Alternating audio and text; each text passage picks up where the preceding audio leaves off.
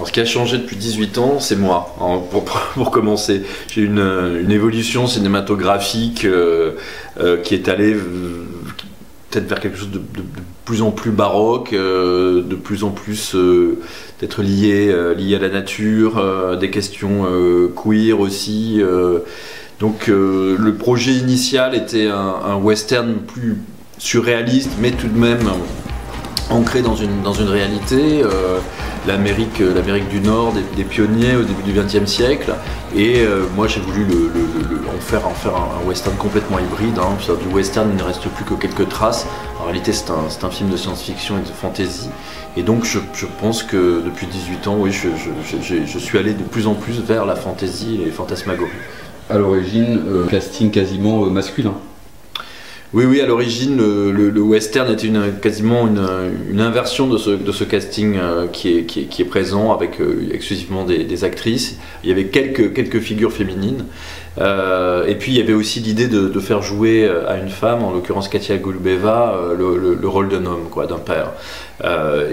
Ces actrices, acteurs avec qui j'ai commencé à travailler, Guillaume Depardieu, j'avais approché Maurice Garrel aussi, il y avait Tina Aumont et Katia Golubeva, je les ai vus disparaître au fil des années, ce qui m'a profondément attristé. Et puis ce film ne pouvait pas se faire, donc j'étais dans un deuil total de gens que j'aimais beaucoup, et d'un film qui pour moi n'allait peut-être pas voir le jour. Mais comme je suis pas fataliste, j'ai décidé de donner un coup au destin et de reprendre ce scénario et de lui donner une deuxième jeunesse, de l'adapter à moi-même.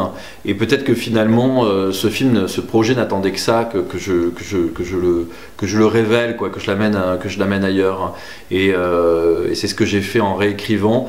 Et les morts du film, en quelque sorte, sont présents dans le film, puisque j'ai donné une place assez importante à Afterblue, au monde des morts et au monde des esprits. C'est comme si finalement ce film attendait, parce qu'il attendait une écriture qui n'était pas complète. C'est comme ça que je le traduis maintenant. Je me disais non, mais c'est normal que le film ne pouvait pas se faire, parce que c'était pas tout à fait moi, quoi. C'est quoi ça?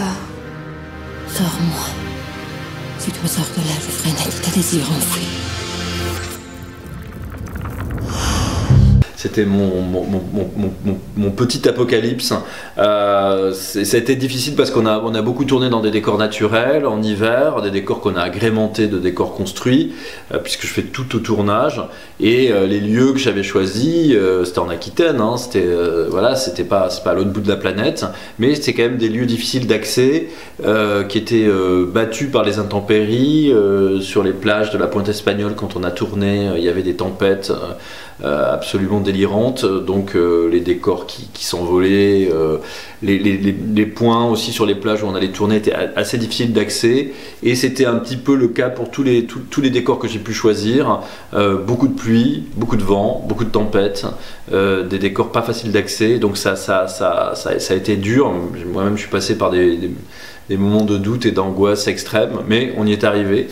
Et on a fini en studio, du moins dans un faux studio qui était des hangars du côté de Brive, qu'on a aménagé comme tel. Et là ça a été un peu la délivrance à ce moment-là, hein, quand la deuxième partie du tournage, quand on était en studio, même s'il n'y avait pas de chauffage, on avait l'impression que c'était les vacances par rapport à la première partie. Avec ce film, je voulais, comme avec tous les autres films, je veux faire un prototype, quelque chose qui ne ressemble pas à ce qu'on voit en ce moment. Et en même temps, j'ai une culture de cinéma que j'assume. Il y a des films que j'ai énormément aimés et qui m'imprègnent. Donc je joue avec la conscience de ces références, c'est-à-dire en me disant tiens, le film va être dans ces eaux-là, Enfin, c'est comme si je mettais des piquets dans un champ, et les références sont ces piquets qui cernent le champ. Ça me sert aussi à communiquer avec mes équipes, en leur donnant des références de films préexistants, tout en me disant attention, je ne veux pas reproduire ça, je veux vraiment créer quelque chose d'inédit. Et dans un second temps, fort de constater qu'il y a des références qui m'ont complètement échappé. Une fois que je vois le film, que je suis en montage ou même en tournage, je me dis ah ouais, mais c'est marrant, ça évoque ça et ça, etc. Et j'assume complètement la chose, Donc il y a à la fois le conscient et l'inconscient qui travaillent, Et puis après, j'essaie d'avoir une bonne digestion et de faire surtout un film à la première personne, quoi. Mais je peux pas nier que je n'ai pas des influences, quoi. Enfin, j'ai vu des films et comme j'ai pas Alzheimer, je m'en souviens. Et ce qui est très beau, c'est que je trouve très personnel dans ton rapport aux références, c'est qu'on a parfois une impression de surimpression de références, mais digne de la surimpression du cinéma muet, quoi. C'est-à-dire où on a l'impression qu'en fait, il y a parfois 20 couches dans une même image, quoi. Et c'est ça que je trouve vraiment très particulier chez toi, en fait. Bah c'est vraiment de l'hybridation, c'est un cocktail de références, effectivement, c'est se faire entrechoquer des cinématographies, des univers qu'on n'a pas l'habitude de se faire se rencontrer, quoi. C'est aussi l'utilisation de références classiques et de références plus underground ou liées à l'expérimental. Voilà, c'est comme des silex que j'entrechoque pour faire des étincelles. Le cinéma comme religion, le tournage comme un rite, donc tournage sur support pellicule, parce que c'est là que tout doit se concentrer au moment où je filme, tous les efforts des acteurs, des techniciens, je dois tout faire avaler par cette caméra et je ne veux pas avoir recours à une post-production numérique, donc voilà, je travaille sur cette idée de filmage sur support pellicule. Alors c'est pas rétro, hein, c'est vraiment de l'ordre du rite, de l'alchimie, de la magie même, hein, de ce support, mais après moi derrière je peux travailler avec des rétroprojections numériques fait à partir de collages que je fais animer, je peux avoir des LED, enfin, je vais utiliser tous les outils contemporains possibles et imaginables. C'est juste la captation de l'image qui doit passer par la pellicule, parce que j'ai l'impression, en tout cas moi en tant que spectateur, qu'il y a quelque chose de vrai dans ce que restitue la pellicule, quoi. Et on pense à des grands maîtres du studio comme Bava. Alors j'ai pensé au Vendalac, mais après je me suis dit, mais finalement, il vient de faire sa planète des vampires. Dans le sens où tu as créé une planète sur un studio de la même manière que Bava, à partir de bouts de décor d'un ancien péplum, avait recréé l'imaginaire, quoi. Bah, Bava, c'est un modèle d'économie et d'intelligence du cinéma, quoi. C'est ce qui me fascine avec Bava, c'est que cet ancien chef opérateur a pris tous les genres à bras le corps et en a donné une lecture très très personnelle, hein. C'est une sorte d'expressionnisme pop et avec des ruses cinématographiques pour réussir à tenir tête aux studios américains et à faire des films qui ont de la gueule, qui en imposent, et avec une économie on pourrait dire de film d'auteur, quoi. Donc c'est vraiment un modèle pour moi, Bava, ouais. Pour moi, c'était important. C'est la confrontation entre une mère et une fille, mais la fille est le moteur du récit. C'est un personnage qui est né sur cette autre planète, donc qui n'a pas connu la Terre, qui ne connaît que ce qu'elle a, c'est-à-dire une société avec une communauté, avec des règles un peu rigides, même carrément rigides. Et cette jeune fille n'a presque pas de notion du bien et du mal, quoi. Elle s'affranchit de ces règles et elle va s'ouvrir comme une fleur en étant ouverte à toutes les expériences. Elle est quand même renvoyée beaucoup à sa solitude et elle entraîne la mère dans cette aventure, et c'est quelqu'un qui est dans la vie, quoi, qui a soif de vie et qui va s'ouvrir aussi sur l'autre monde, le monde des morts, quoi. D'ailleurs, on peut se demander si l'initiation n'est pas aussi l'initiation de l'autre, de la mère. Ah ben complètement, l'un ne va pas sans l'autre, quoi. C'est-à-dire que c'est pas forcément le plus âgé qui va initier le plus jeune. Je supporte pas tout ce qui est manichéen, donc je pense qu'un personnage négatif doit avoir forcément des côtés positifs, parce que je vois le monde comme ça, et inversement, quoi. Mais ça aussi, c'est il y a plusieurs héritages, mais dans les héritages qu'il y a dans ce film, c'est l'œuvre de Miyazaki, dans la forme, mais dans le fond aussi. Ce que j'adore chez Miyazaki, c'est qu'il n'y a jamais de méchant en réalité chez Miyazaki. Tous les personnages ont une chance, quoi.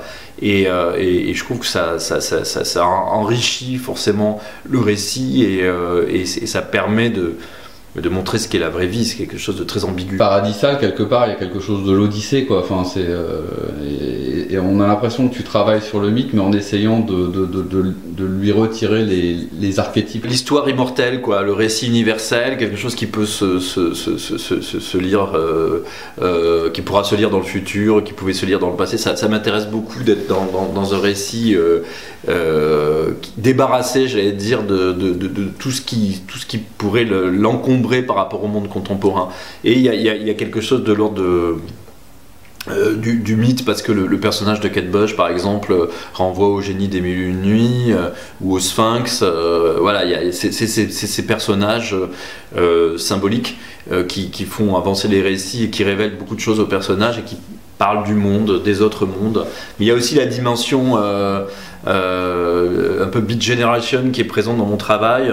Ça, c'est un ami, c'est Stéphane Duménildo qui me l'a fait remarquer. C'est quelque chose que j'avais complètement occulté à un moment donné. Les Garçons Sauvages, c'est un emprunt à William Burroughs, le White Boys, le bouquin de Burroughs, que je convoque à un moment donné dans une séquence, vraiment littéralement. Il y a une séquence des Garçons Sauvages. Et After Blue Paradisal, c'est On the Road, c'est Kerouac. Et le double de Kerouac s'appelle Sal Paradise. Donc il y a vraiment, voilà, il y a vraiment un lien fort. Enfin, je suis très beat en tout cas. D'ailleurs, c'est quasiment un road movie. Ouais, complètement.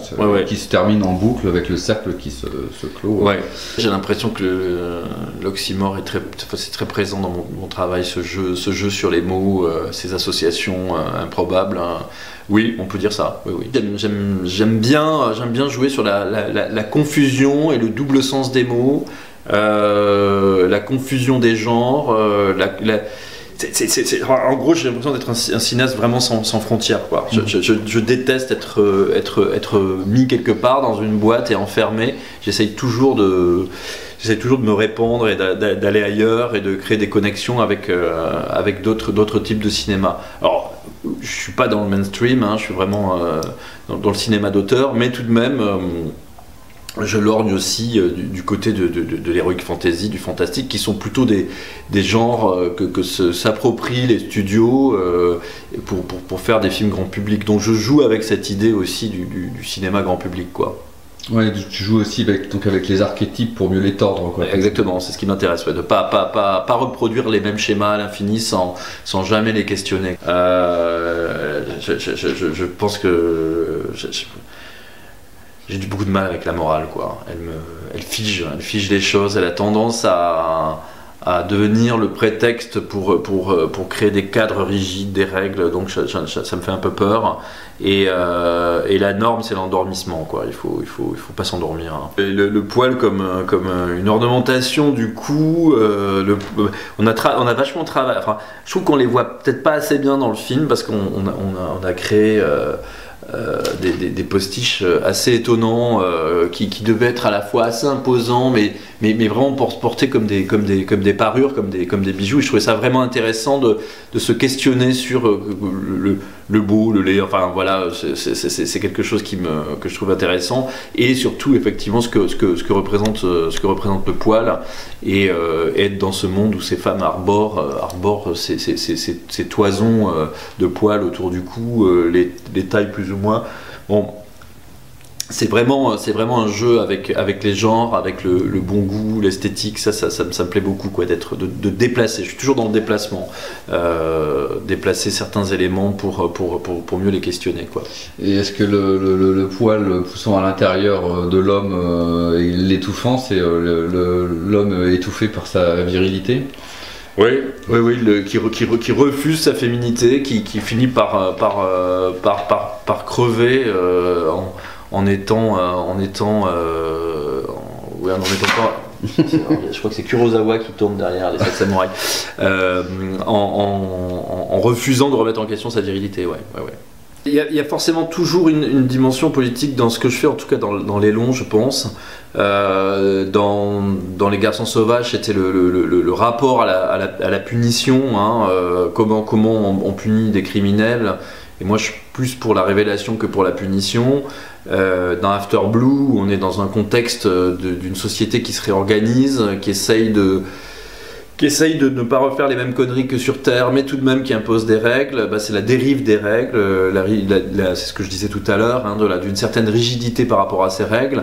Et le personnage principal que l'on suit, hein, Zora et sa fille, voilà, c'est la coiffeuse de la communauté, donc elle fait peut-être un des métiers les plus bas de gamme dans ce contexte de communauté, puisque tout le monde a les poils qui poussent, donc il faut à tout prix qu'il y ait des coiffeuses. Et elle est un peu rejetée aussi du groupe, d'autant plus qu'elle a un accent, donc on sent qu'elle est dans ces communautés, on reconstitue des univers comme ça par pays, on sent qu'il y a aussi une façon de lui montrer que elle n'est pas originaire de la communauté. Et elle est toujours envoyée à sa classe sociale, Zora, hein. Donc quand elle est dans sa communauté, on est un peu méprisant envers elle. Quand elle rencontre les artistes dans les sommets qui sont plutôt bienveillants avec elle, qui s'occupent d'elle, il y a tout de même ce rapport de classe où on la renvoie toujours à ce qu'elle est, une coiffeuse, c'est-à-dire pas une artiste, etc. Donc oui, ça c'est quelque chose que je dénonce. C'est pas le sujet du film, mais que je dénonce, quoi. C'est cette façon de renvoyer toujours les gens à ce qu'ils sont, à ce qu'ils font, et les juger au travers de ce qu'ils font et ce qu'ils sont. D'ailleurs, pour éviter, tu aurais pu rentrer dans le cliché d'une planète féminine, donc idéale. Or, ce que tu montres, c'est justement, elles reproduisent finalement pas mal de la conception masculine, y compris de machisme, à l'intérieur même de leur communauté féminine. Mais dans cette planète au féminin, il y a des choses formidables, des choses qui sont mieux selon moi que si c'était une planète totalement masculine. Mais le problème qui est inhérent à l'humain, et presque aux espèces vivantes, quoi, c'est le rapport du dominant au dominé. Et cette dynamique-là, malheureusement, elle est présente partout. Et là, sur cette planète, c'est la même chose. Donc finalement, ces communautés de femmes reproduisent ça, cette histoire du dominant et du dominé, et donc il y a forcément des personnages qui en bavent, hein, et qui sont diminués, quoi, par rapport aux autres. Le film est vraiment dans un contexte de crise écologique, quoi. Pour moi, c'est impensable d'imaginer un film sur un futur sans que cette question-là soit centrale, quoi. On voit bien que tout nous mène vers le mur sur Terre à l'heure actuelle, puisqu'on sait qu'on pollue, on sait qu'il y a plein de problèmes, et personne ne rétropédale, ne freine, donc forcément on va vers quelque chose de catastrophique à plus ou moins long terme, quoi. Et j'ai imaginé une planète idéale, un cadeau du ciel, où il n'y aurait pas de prédateurs. Donc l'idée aussi de ces terriens qui vont coloniser cette planète, c'est de ne pas refaire les mêmes erreurs que sur Terre, limiter l'apport en machines, limiter l'exploitation des sols, etc. etc. Donc voilà, ça c'est central, et évidemment j'imagine que si on en a les capacités, dans un futur plutôt lointain, on va essayer de coloniser des planètes et trouver des planètes où on pourra vivre et survivre, quoi. Et ce travail sur l'utopie me rappelle évidemment Zardoz, mais également Léo Zolastre. Enfin, il y a un travail sur la fable qui est très, très prégnant dans Paradisal. Ah bah, je suis un fan de John Borman, hein. Ça, je trouve que c'est un cinéaste très, très important qui a fait quelques films plus faible ou jugé comme tel, et du coup il n'est pas vu comme un auteur total, mais pour moi c'est un auteur qui crée une cohérence de film en film, qui a vraiment tout un discours, hein, sur l'écologie, sur le panthéisme, etc., que je trouve vraiment passionnant, sur l'ésotérisme aussi, et dans sa façon de filmer et dans ce qu'il raconte. Effectivement, je me retrouve dans l'héritage de ce cinéaste. Zardoz est un film que j'aime, hein, qui est passé de l'état de kitsch à maintenant un film qu'on peut revoir en oubliant le kitsch, en disant non, mais il y a vraiment quelque chose esthétiquement et dans ce que ça raconte aussi sur la lutte des classes qui est vraiment hallucinant, hein. Zardoz, c'est vraiment On retrouve un peu ça dans La planète des singes, mais je trouve que Zardoz est beaucoup plus frontal par rapport aux problématiques des luttes des classes. Et effectivement, Léo Zolas, moi qui est un film que j'adore, justement sur la question du racisme, de l'observation de l'autre, c'est un film très beau, quoi. Voilà, j'espère qu'il ressortira en salle, restauré un jour, parce que c'est un film qui a vraiment un écho à l'heure actuelle, hein, très fort avec ce qu'on vit, ce qu'on traverse. Je crois que j'aime pas trop cette notion de vérité, quoi. Je trouve que la vérité, derrière laquelle se cachent beaucoup de gens, est parfois beaucoup plus dévastatrice qu'autre chose. Et puis la vérité, c'est l'ennemi de la fiction. Enfin, la vérité, j'allais dire la vérité frontale, la vérité primaire.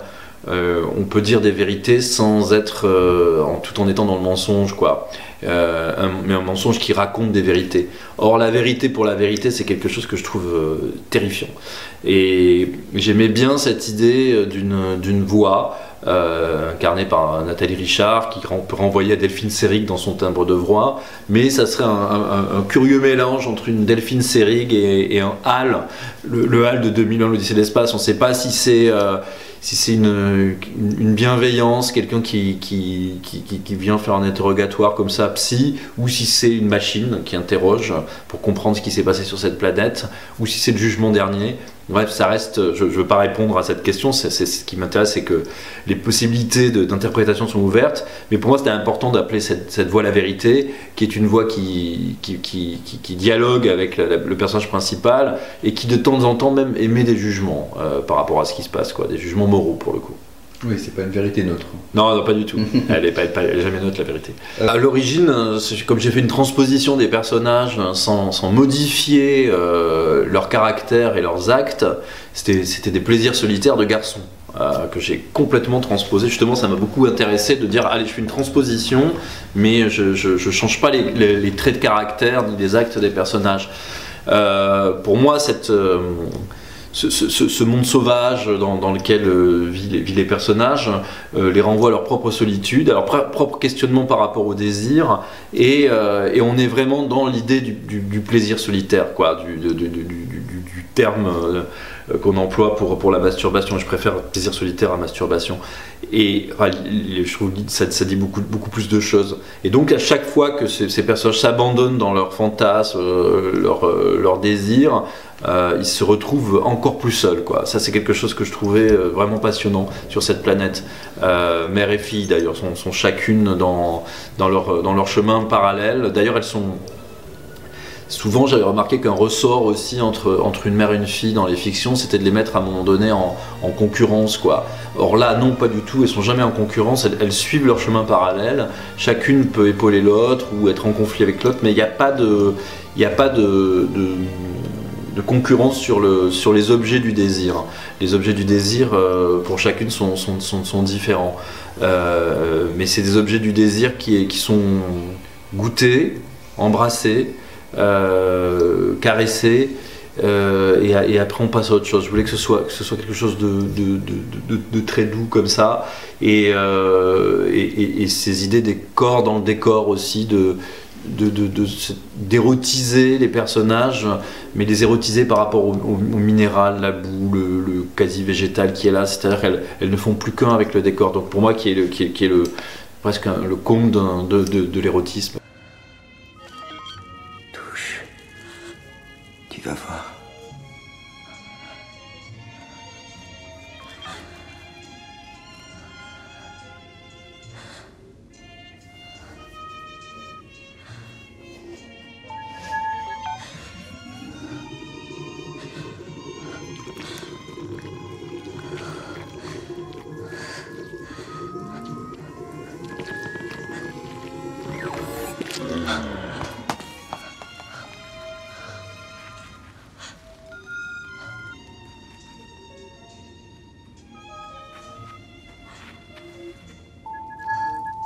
Borowczak avait une façon de filmer la peau qui me touche particulièrement. C'était souvent à travers des tissus, à travers... Il y a toujours un élément qui vient de se superposer à la peau pour justement révéler la peau avec son grain. Et il y a aussi la fragmentation du corps avec des plans, des inserts très serrés souvent, quasiment en macro. un doigt sur une bouche, etc. etc.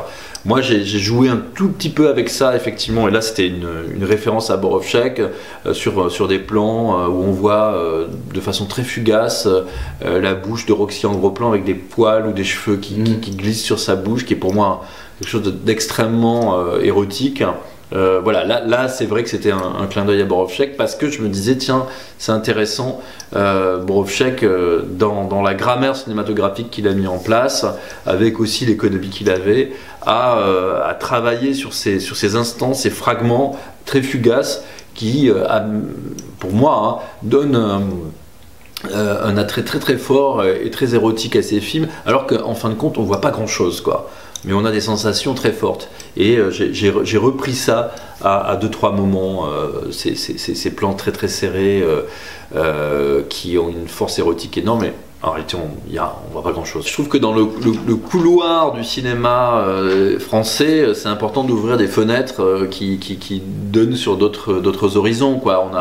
On nous encourage à aller vers un cinéma réaliste, naturaliste, mais qui peut être très bien. Hein. Moi, je dis pas qu'il faut abandonner ce cinéma-là. Je pense qu'il faut avoir un éventail beaucoup plus vaste pour que le spectateur puisse choisir là où il veut aller, au moment où il en est dans sa vie, dans sa propre histoire. Et c'est vrai que nous remettre tout le temps la tête dans la réalité, alors qu'on ouvre les écrans et on est immergé, inondé d'images de la réalité qui finalement deviennent fiction, puisque les réalités objectives filmées n'existent pas. À partir du moment où quelqu'un cadre, il n'y a plus d'objectivité, il y a une subjectivité, et renvoyer à nouveau du récit là-dedans, du récit de fiction, je trouve que c'est un peu dur, un peu rude pour les gens. Alors que je pense que c'est intéressant justement de créer des métaphores, de créer d'autres imaginaires, d'autres imageries pour prendre de l'air et aller rêver, réfléchir aussi au monde dans lequel on est, avec un recul, pas être littéral aussi. Et d'autant plus que le spectateur aujourd'hui est inondé d'images, né avec l'image en mouvement, avec l'idée du montage, etc. Donc il est encore plus apte, j'allais dire, qu'au début du cinéma, à voir des expérimentations visuelles, justement parce qu'il a tout vu, donc il connaît la grammaire cinématographique par cœur, classique, donc on peut l'entraîner ailleurs. Donc moi je pense que c'est important, c'est un devoir des cinéastes d'essayer d'amener le spectateur ailleurs. Mais souvent c'est la question économique qui est problématique. On a l'impression que pour déployer de l'imaginaire, il faut avoir beaucoup de pognon. Les productions américaines sont très très écrasantes parce qu'elles déploient comme ça, elles déversent des univers clinquants qui en foutent plein la vue et qui peuvent très vite ringardiser les cinéastes moins fortunés qui essayent de travailler avec l'imaginaire. Donc c'est inhibant. Et voilà, moi j'ai décidé de désinhiber par rapport à ça, d'assumer mon imagerie, de trouver le moyen de rendre ça crédible et fort, sans rougir par rapport aux super productions, en me disant je suis comme ça, j'assume, et surtout en me disant que c'est trop idiot d'abandonner l'imaginaire et des formes de récits parallèles à des studios qui produisent souvent des films creux, quoi. Voilà, on peut être dans la fantaisie et avoir des préoccupations profondes. Moi, ce que j'aime aussi, c'est les films qui se donnent pas du premier coup, des films qui donnent à manger et à boire chaque fois qu'on y retourne, et qui ont des strates, qui ont plusieurs interprétations possibles. Voilà, tu me questionnais sur des lectures du film par rapport à la politique, par rapport à plein de choses. Alors c'est vrai que c'est important pour moi de répondre, mais en même temps de pas toujours tout dire, quoi. Dire oui, il y a ça, mais à vous de chercher et de trouver. Enfin, c'est un film aussi, c'est comme une quête où on va chercher un trésor, et c'est le chemin qu'on fait en réalité pour trouver ce trésor est beaucoup plus important que le trésor lui-même. Et c'est ce que j'essaye de faire avec mes films, c'est-à-dire d'entraîner le spectateur vers un voyage où c'est le voyage en lui-même qui est le trésor et pas le résultat. Conan la barbare, c'est mon nouveau projet qui est un projet hybride une fois de plus. J'ai l'impression d'employer toujours ce terme, mais là c'était une hybridation entre du théâtre, où je devais faire un spectacle vivant qui mêlait cinéma et théâtre, des films à multi-formats, et dont un long métrage. Voilà. Donc tout est devenu film finalement. Un film tourné dans un théâtre, un autre film qui est un vrai film de fiction tourné dans des décors, et donc je tourne autour du personnage de Conan la barbare qui s'inspire de Conan le barbare, personnage que je féminise, mais après je m'éloigne complètement de l'univers originel, je traverse les époques, et c'est un film sur le rapport entre la jeunesse et la vieillesse, quoi, cette barbarie qui est cette vieillesse qui tue la jeunesse, quoi, en gros, hein, si je peux résumer. Mais le film a, pour le coup, je crois, une dimension politique encore plus forte que le précédent.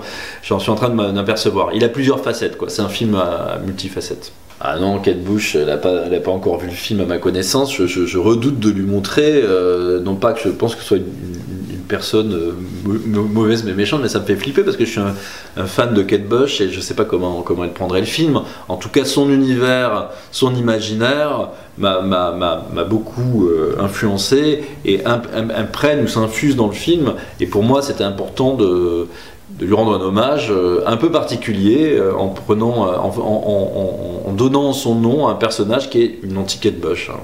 Elle ressemble à quoi, Kate Bush? Comment elle est vraiment? Rancunière. Tu veux me tuer, c'est ça? Je sens que c'est Kate Bush.